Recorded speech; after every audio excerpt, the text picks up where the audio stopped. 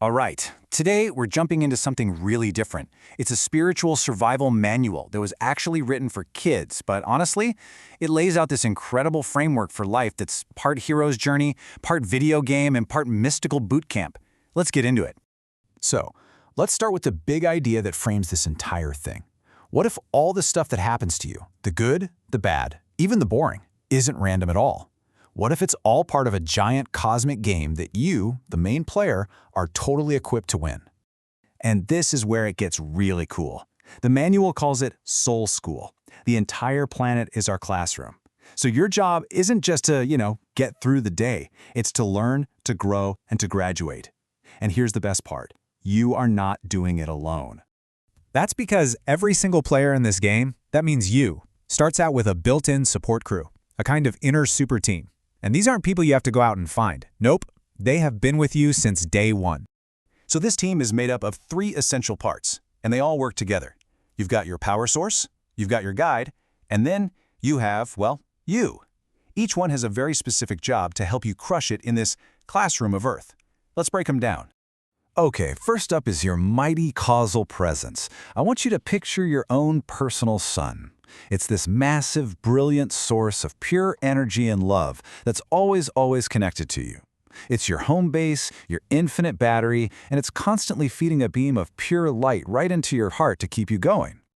Next on the team is your smart inner coach. Now this is so important. This is not your brain. Your brain can be loud, it worries, it gets chaotic. This coach, sometimes called the Crystic Conscience, is that deeper, quieter voice. That calm, steady feeling that just knows the right move to make. It's the voice you have to get quiet to really hear. And the final member of this incredible team? That's the real you, your soul. In this whole game, you are the hero of the story. You're the pilot in training. And your main mission is to learn how to use your team, stay connected to your power source, and actually listen to your inner coach. But just like in any good game, there are definitely some obstacles. And here we go! Every great story needs a conflict, right? In Soul School, the villains are a group called the Tempters, and their whole purpose is to throw you off your game, to stop you from learning your lessons and from leveling up. So, the stakes are laid out perfectly here. Your whole goal is to grow that inner light, to become the powerful, brilliant person you're meant to be. Their goal is the complete opposite. They want to steal that light and turn you into what the manual calls a screen zombie, just someone who passively consumes life instead of getting out there and creating it. So how do they do it? Well, they've got 3 main sneaky tricks. They act as light stealers, draining your battery when you get sucked into pointless arguments or just zone out scrolling for hours.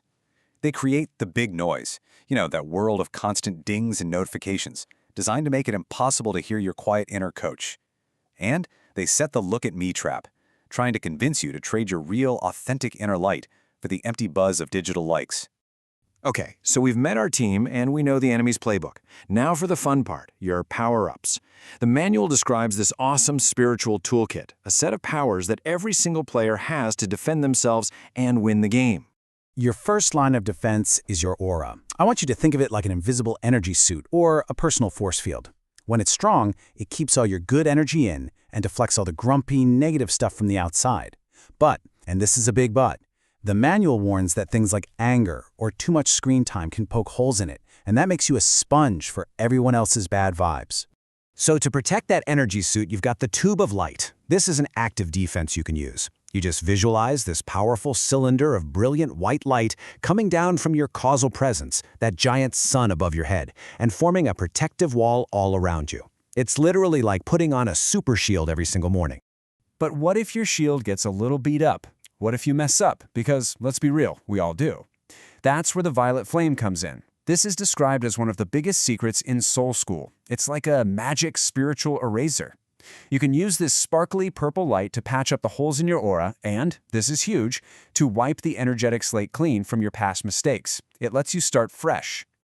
All right, let's bring this all into the daily grind. It's one thing to know about your super team and your tools, but how do you actually use them to win, day in and day out? How do you actually level up in Soul School? The manual has this amazing concept, the soul bank account. Just think of your inner light, your energy, as a currency. Every morning, you get a fresh deposit from your causal presence, and this light is what you spend on everything, on being kind, on focusing at work, or even on being grumpy. The trick is learning how to manage it. So you don't want to be spiritually broke, right? You want to be a mystic investor. And the playbook for that is simple, but it is so powerful. First, you've got to spend time in silence to patch up your energy bubble and stop the leaks.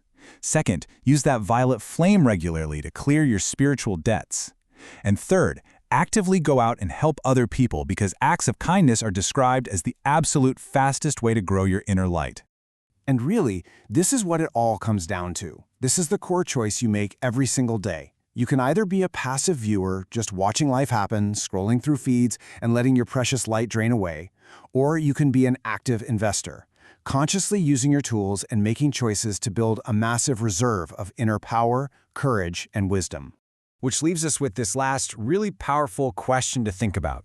Your attention, that is your power. It's the controller that steers your entire life. The tempters, they want to grab it from you to make you a player in their game. So the question is, who's holding your controller?